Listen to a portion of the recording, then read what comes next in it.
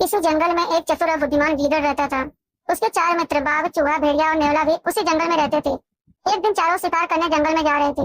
जंगल में उन्होंने एक मोटा ताजा हिरन देखा। उन्होंने उसे पकड़ने की कोशिश की, परंतु असफल रहे। उन्होंने आपस में मिलकर विचार किया।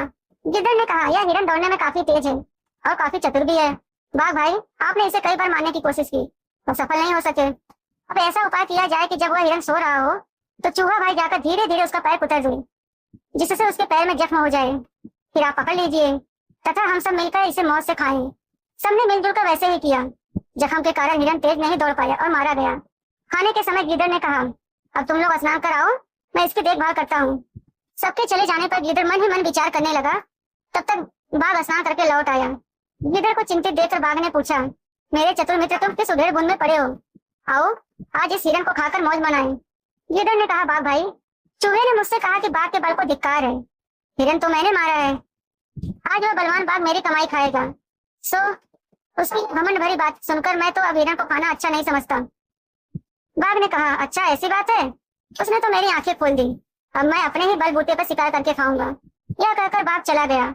उसी समय चूहा आ गया।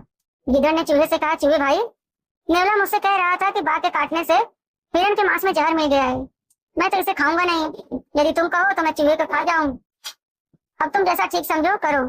चूहा डरकर अपने बिल में घुस गया।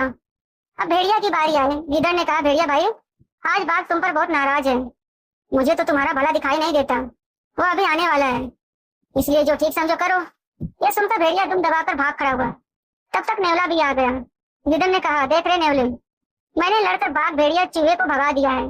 यदि तुझे कुछ घमंड है तो आ जा, मुझसे लड़ ले और फिर हिरन का मांस खा। नेवले ने कहा, जब सभी तुमसे हार गए तो मैं तुमसे लड़ने की हिम्मत कैसे करूं? वो भी चला गया। अब गिद्दड़ अकेले ही मांस खाने लग गया। इस तरह गिद्दड़ ने अपनी चतुराई से बाघ जैसे ताकतवर को भी मात दे दी।